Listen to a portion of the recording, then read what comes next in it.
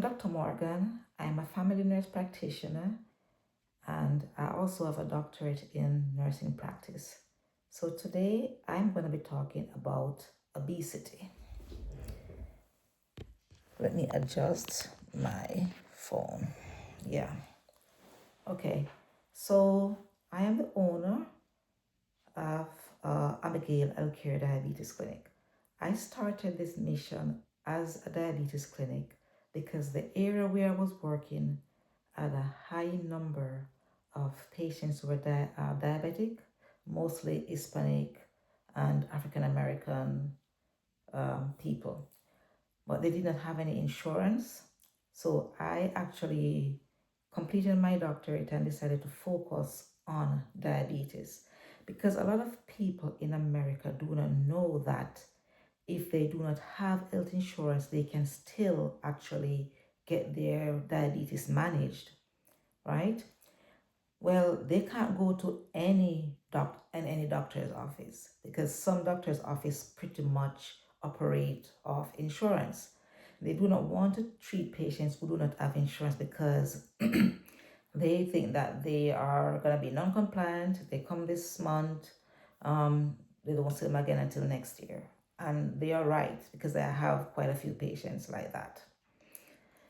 But while treating diabetes in this clinic, which is a non-profit organization, right?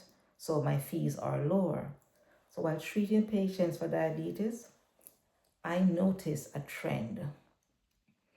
Once the GLP-1 actually became popular, which is Ozempic, Mounjaro, these are diabetic medication that you inject yourself with once a week.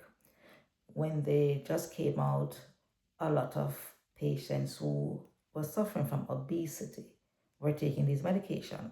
So there was a competition where the patients who were diabetic did not have enough of those medications because they were sharing it with people with obesity. So the number of people who were using it for obesity was so high that the drug company saw the demand and started doing a study. And out of that study, they presented some data to FDA and actually got the medications to be approved for weight loss. So let's talk about Ozempic. So Ozempic is called semaglutide, and that is dose for diabetes. Then it is rebranded as Wegovy. You just have a couple more doses to it, but it's the same medication, but it's branded as Wegovy. And the same thing happened for Mounjaro. It was rebranded as Zepbound for obesity.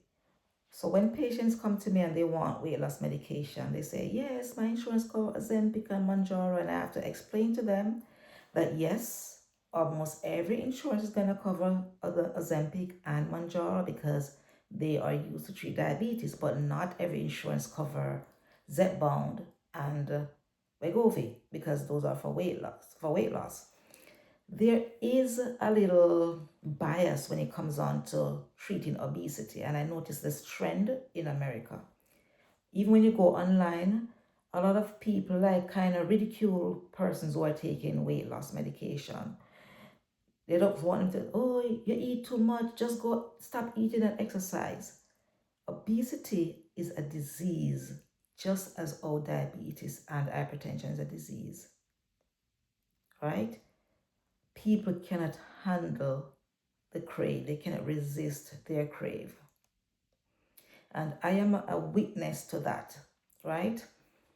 I suffer from a severe case of migraine, and I was put on a medication, matter of fact, 2 medications for my migraine. My migraine is so bad that it's almost happening constantly. It doesn't shut off. And I have an aura, which is a little signal that tells me that I'm having a migraine. And that aura for me is a light that flashes in my eye, right? So when I take those medications, I do not feel the headache. I can live my life. I'm just quite fine. And this headache came on once I hit menopause and my estrogen level, my hormone levels dropped.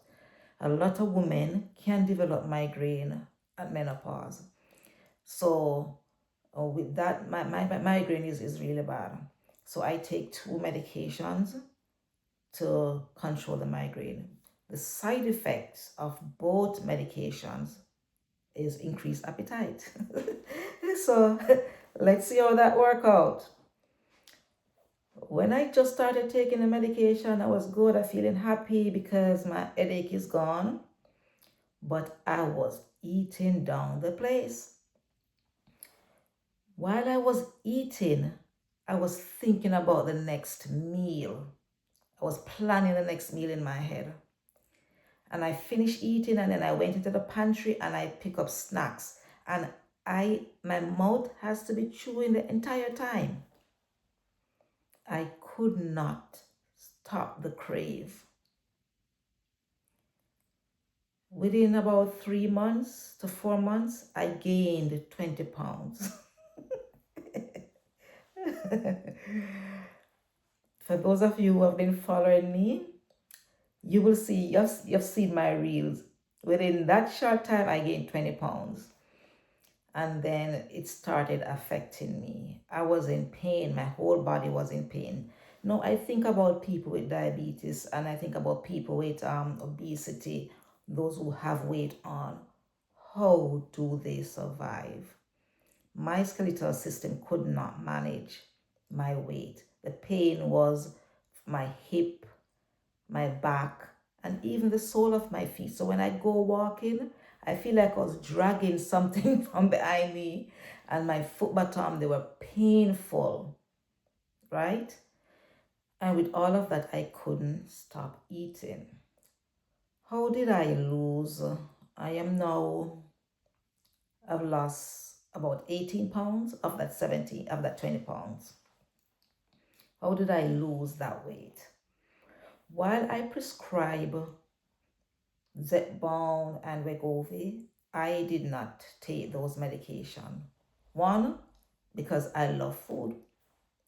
And if I love food, why am I going to stop myself from eating and having appetite for the food that I desire? So I did some research on my own and I came upon intermittent fasting and this condition, this term called autophagy.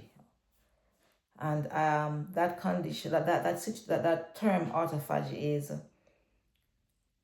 in your body, there are some hormones, and these hormones are like fighter hormone that fights cancer, any form of abnormal cells that you have in your body. If you are constantly eating, those hormone levels remain low, and they're at a low level where they're not effective. They don't get to do their job. So autophagy is fasting for a long period of 16 hours to 18 hours. Some people do even 20 hours per day. It might sound like a very long time, but it's not a very long time. So I started 16 hours fasting, and what that does is that when you stay hungry for a longer period of time, those hormones that fight inflammation, that fight cancer, that fight a lot of diseases are caused by inflammation. So the longer you stay hungry, those hormone levels rise and they start getting to do their job. Right? Even when you eat and your body to digest the food, your body is actually breaking down. You're going through some form of inflammation there. So when you go on that 16-hour diet, which is the minimum, say for instance, you're cutting out breakfast. So you're going to have a grace period to eat, which is between 12 noon and you're cutting off right before 8 p.m. So you have that window in which you can eat, but you're not going to eat everything and anything. You got to change the type of food that you eat to low fat, low carbs, and high protein. The high protein is mostly meat. You can get it from any other source. Your low fat, eliminate fried food, fatty food, like beef and pork, those are fatty. So you can stick to mostly like chicken and fish. But you need your protein because protein is needed for muscle building. Low carbs, a good source of low carbs for me was sweet potato. It's not the brown skin potato that you see in the supermarket. It's that red skin one. That one, and there's another one that inside is kind of orange. When you cook it and you cut it, inside is orange. Those are low glycemic index potatoes. So that glycemic index, when you eat it, it needs to be under 60%. So when you eat a food rich in carbs, like the regular little brown skin potato, your sugar flies up like this and it stays up for a short time and then it comes down. And then you're hungry again. When you eat food that has a lower glycemic index like the sweet potato, your glucose goes up and it stays up for a long time before it starts tapering off. So you stay full for longer and it doesn't process very quickly. So you don't get a lot of simple sugar from it that actually spikes your glucose. And you do get some amount of fat storage from carbs as well. So you're changing your diet. You got to do research in changing your diet, right? So you're going on a 16 hours fast. Your last meal, say for instance, started at 7:30, you finish eating at 8 o'clock. Between 8 o'clock p.m. to 8 a.m. in the next morning, you are fasting, you are sleeping. You probably wake up at about 7 o'clock. So all of that time when you were fasting for those 12 hours, you don't really feel it. So when you wake up in the morning, just don't eat any breakfast. How I manage without having craves and feeling hungry, I chew gums. For some reason, it works for me, sugar-free gum. And I drink a lot of water. So I have a bottle of water on my desk and I drink whenever I remember that I don't eat, and I chew on a gum. And that keeps me, and I'm working, my mind is engaged, I'm talking to patients. And then I get off, I start my shift at 9 a.m. and I get off at 12. That is from one clinic. And then I jump on my other clinic, my diabetes clinic, and I do refills of medication. If I have a patient to call, I call that patient within that time. So about say 12:30, I kind of wrap up with those two clinics, and then I have another clinic that I operate on from an app on my phone, and that one runs 24 hours. Even when I'm sleeping, patients are putting in their requests there. That's a concierge clinic. So that's nothing. You so take 1 minute to write a prescription. That's fine. So I get off at 12:30. So at that time, I have my first meal. And my first meal would be like cereal, like oatmeal that I store overnight in milk, vitamin D fortified milk. And I put it in the fridge, and I add a little milk to mine because I can't eat it just like that. And I warm it and I eat it. I eat yogurt, and I have one main meal, which is whatever protein I'm gonna cook, and I eat that. And sometimes I don't feel hungry at all. But when it comes to about 7 o'clock, I eat not because I'm hungry. I eat because I don't want to wake up in the night feeling hungry. So I eat like something light and I go to bed. I do this kind of fast from Monday to Friday, right? Because on the weekend, sometimes I like to go to breakfast with my kids. And if I need to eat out with my family, I don't want to be sitting and watching them eating, but I don't go overboard. And my husband is at home on weekend, he is cooking nice stuff, jerking chicken. I want to partake in that. So I make sure that I don't do the fasting on the weekend. And then I do my exercises, and little by little the weight start coming off, right? It requires a certain level of discipline. I always tell my patients that if you are hungry, if you're feeling the crave, it's not going to kill you. Believe me, it's not going to kill you. When you have that long fasting period, you still have enough glucose because your liver store glucose is going to release that glucose into your system to provide energy to all the cells. All the fat that you have stored on your body is pulling on that fat to give you that energy. So you're not going to fall over and die because your body has enough storage in nutrients to sustain you until 12:30. So it's not going to kill you. After doing that intermittent fasting for a period of time, it becomes a part of your lifestyle. You don't feel the urge to eat. Sometimes you have to force yourself to eat, and this is without weight loss medication. So that's how I do my weight loss. So let's talk about patients who do not have that discipline as I have.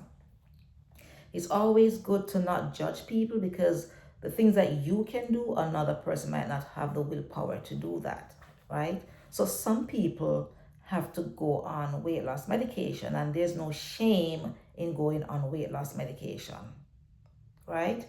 It's just that some people just don't have that the tenacity to withstand certain urges. So when I'm doing weight loss with my patient, I talk to them and I explain several scenarios to them, right? I talk about crave as a natural body response to tell the body to eat. It's natural. You don't want to shut that off forever because the body will die if it doesn't get anything to eat, right? So that urge is no different from the urge to relieve yourself by number one and number two, right? So for instance, you're in traffic, you're stuck in traffic and you want to do number two. Are you going to do it? No. You have the authority and the willpower to hold on to that, right? Same thing with doing to pass urine. You're going to hold on to it. Intimacy, adult relations. You have the urge, you're just going to just do it? No. You can control your urges. So why is it that hunger is the only thing that people think that they cannot control? It requires discipline. It requires discipline to control your hunger. So for those who can't control their hunger, you're going to go on these medications. I'm not going to say that one is more superior to the other. I've had patients on both of them and both receive good success.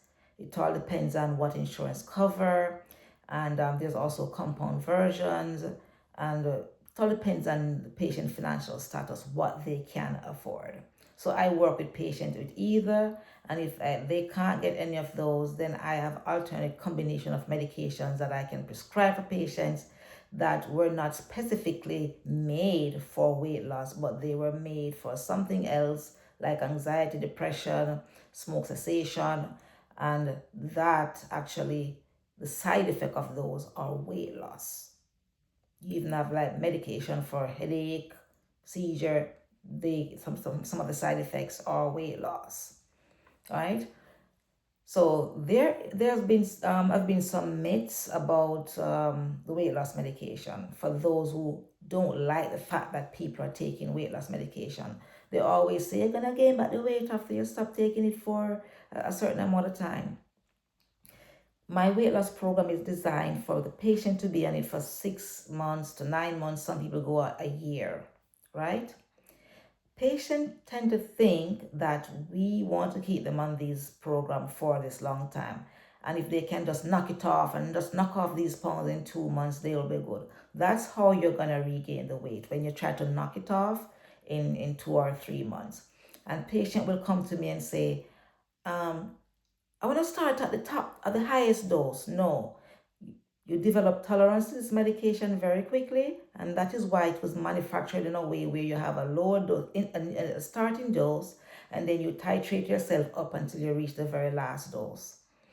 While the patients are going through this weight loss process, I am reinforcing, I am educating, and the patients developing certain amount of discipline, knowing how to eat, knowing what to eat, and understanding the benefits that they get from everything that they put into their mouth. What benefit am I getting from it?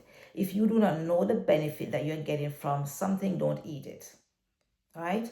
So after retraining, that 9 months or that 6 months is retraining your body.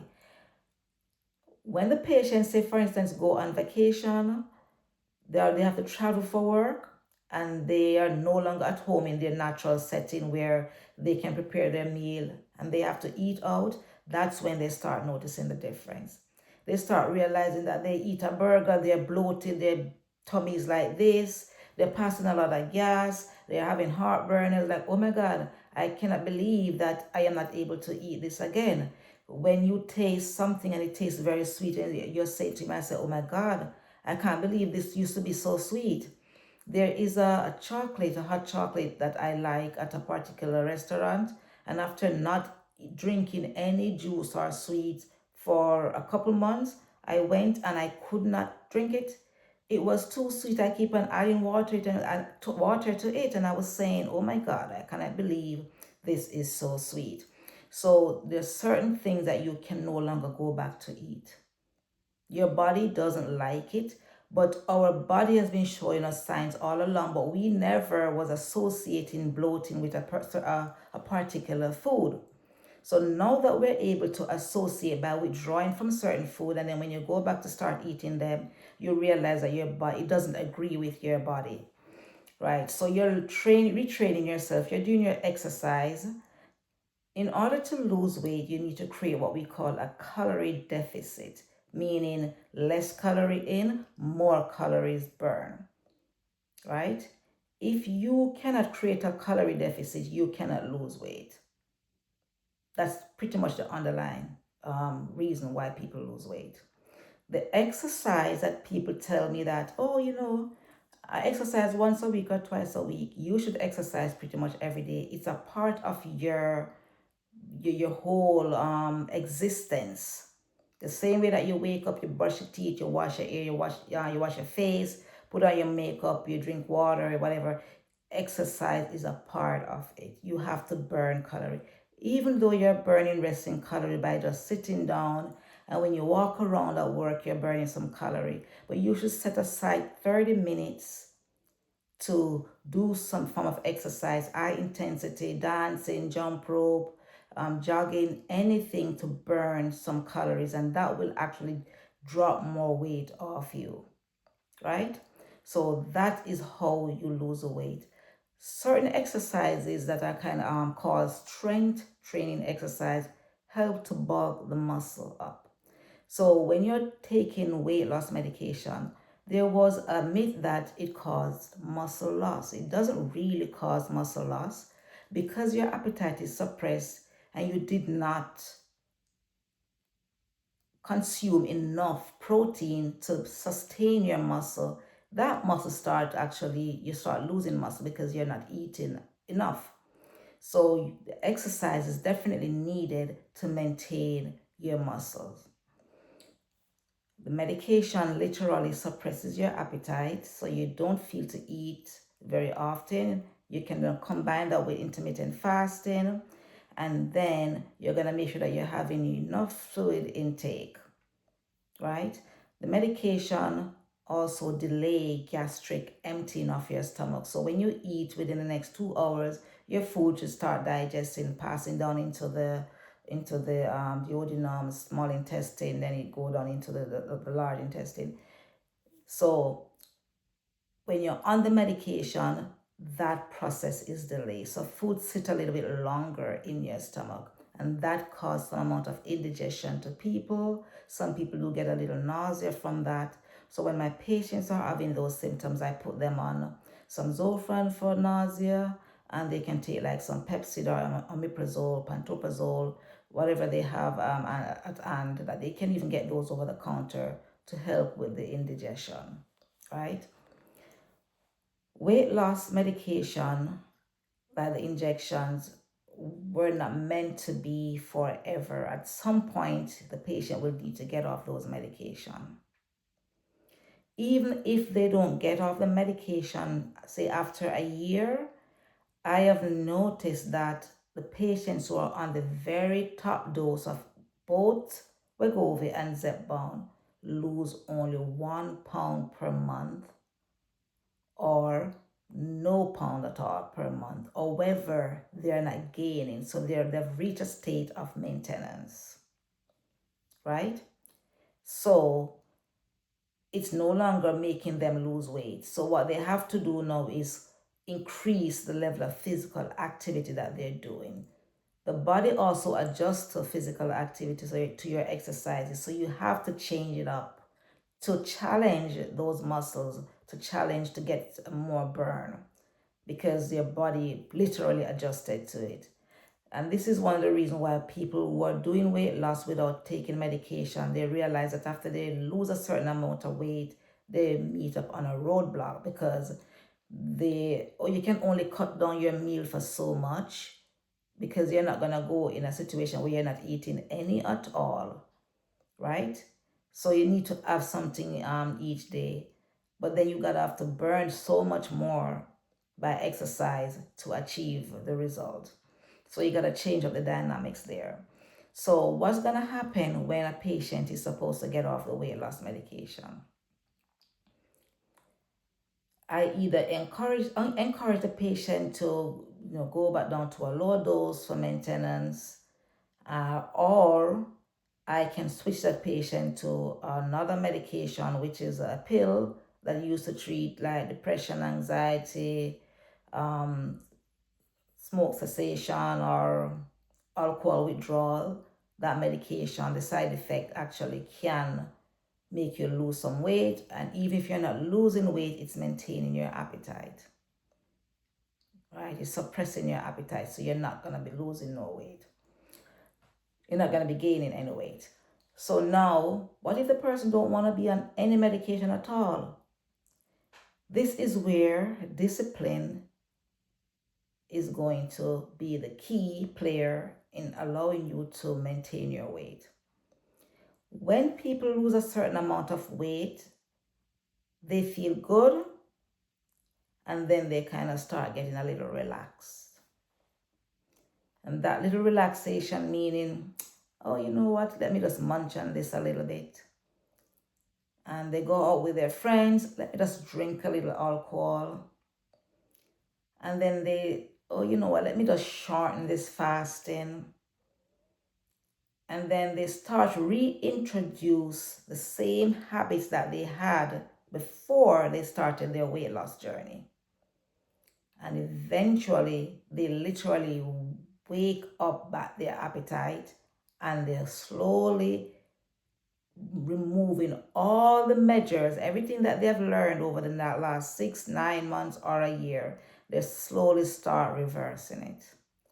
And with them partaking in this, and they see that they gain 2 pounds, and they say, oh, 2 pounds is nothing. You still go, you start eating more. Then you start, you know what? I don't think I need to do all of that exercise. There's no motivation anymore, because they saw that they have lost the weight. They saw that it's achievable. And when you look within the next 3 months or so, oh, they gain 5 pounds.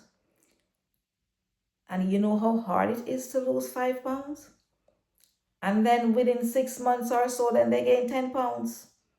Not because the weight loss process did not work, because the patient did not stick with their diet and their exercise routine.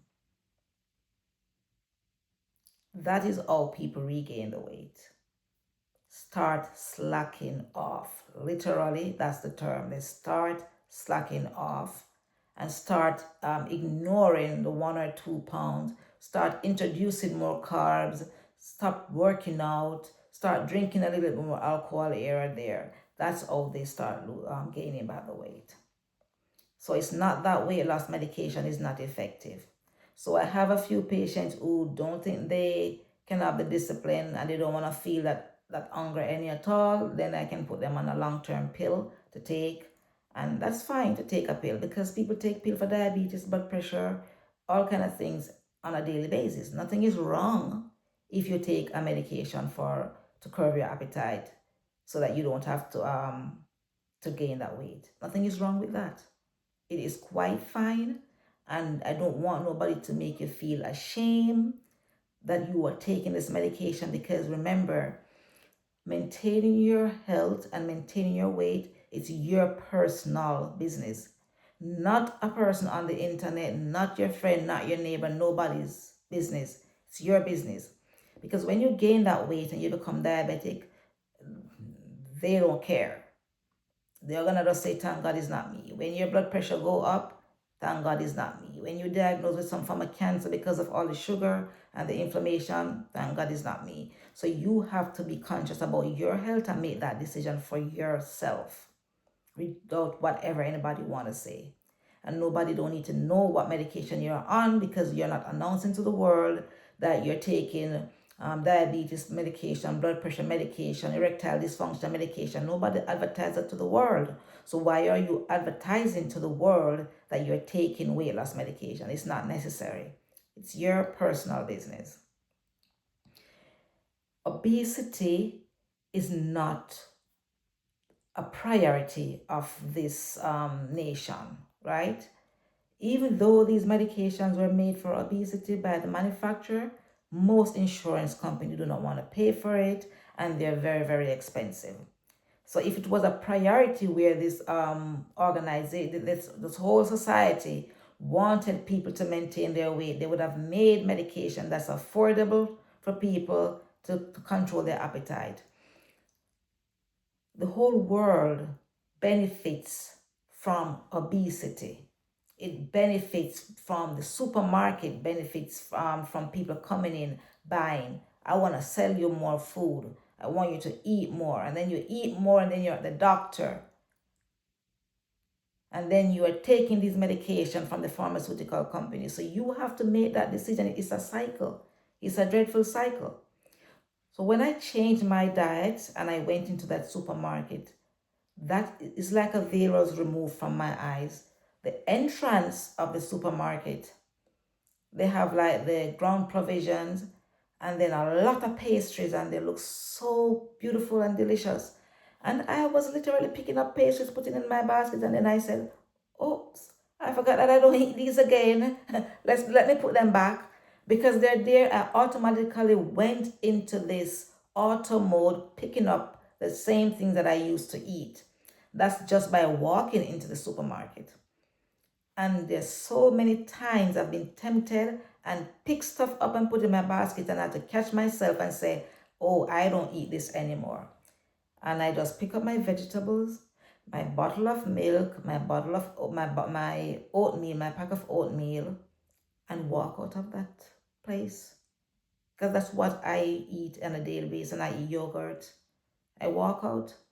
And when I was walking out and I was looking at the people with their basket stockpiled high with lots of sweets and pastries and no vegetable or very little vegetable.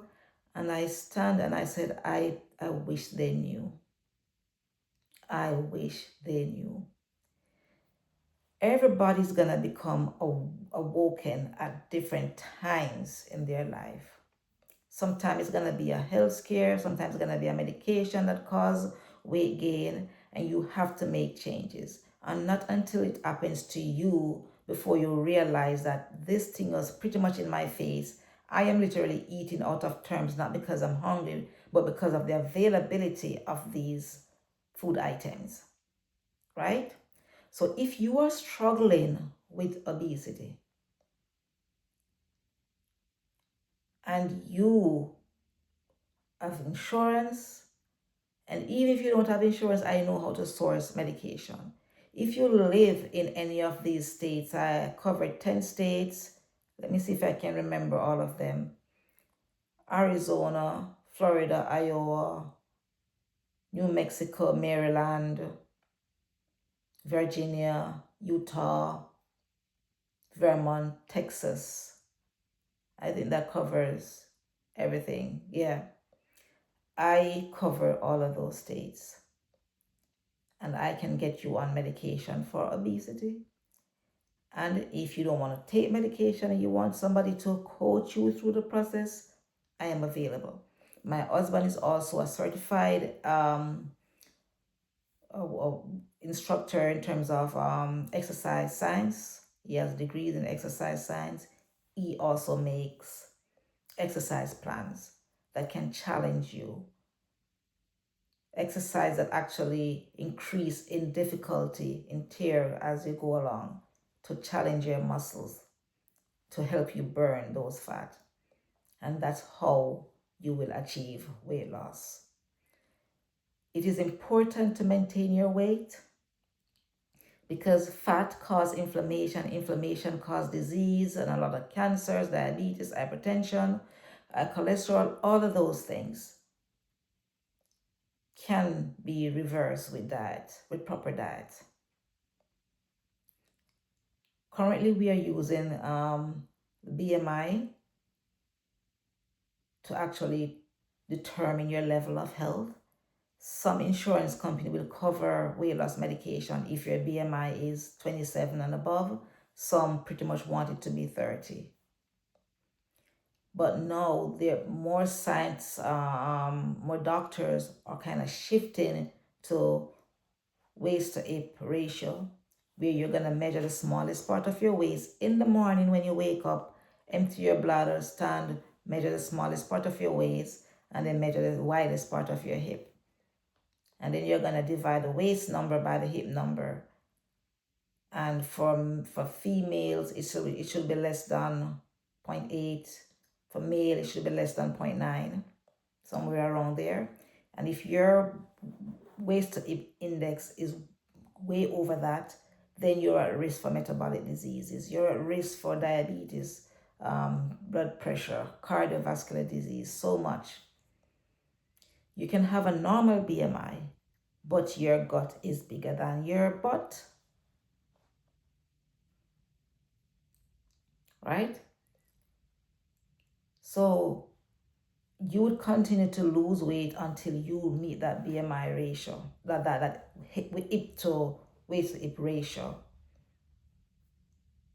It's a little bit harder for females to lose weight, I might add, given my experience working with both males and females. For the males, it's like this 1, 2, 3. But for females, menopause contributes to it. More females have thyroid problems. So a lot of times when people have weight and can't lose it, is because of hypothyroidism. That is why we do a baseline lab before we start treating patients for weight loss. So the thyroid problem, even for women who are not in menopause, when they're on their cycle, based on where they are in their cycle, sometimes they're heavier and sometimes they're lighter. So it's usually very challenging for females to lose weight when compared to males, right? But it can be done. It's achievable. And I'm going to end with this quote that I learned from, I don't remember even where I learned it from. Eat for health and not for taste. And I learned this from a patient. Some people eat to live and some people live to eat. Which one of these persons are you? If you eat to live, when you look in your plate, you should know what nutrients you're getting from each product in your plate. I watched this documentary with some people from this place in Japan, and they live until they're over 100 years old. And when they're eating, they sit in a circle on this little table and they're just kind of squatting on the ground. And on that little table, there are several small dishes, and then they have their empty dish and they pass around dishes until they go around the table. And they're going to take out 8 pieces. So once the dish come around and you reach dish number 8, that's the last piece you're going to take. They eat until they're 80% full and there's 20% space remaining. Also, everything that's in those plates is intentional. They know what nutrients they're getting from each of the ingredients in those plates. right? So they eat to live. Now let's come over this side of the world. Most of us live to eat. We eat everything, anything, and we don't even know what we're getting from it. We're eating for the taste and not for the health. So these two concepts are very important. Whenever you're going to put the next meal in your mouth, am I eating to live, or am I living to eat? Am I eating for taste or eating for health? I'm Dr. Morgan, and you'll be hearing from me again. Have a great day.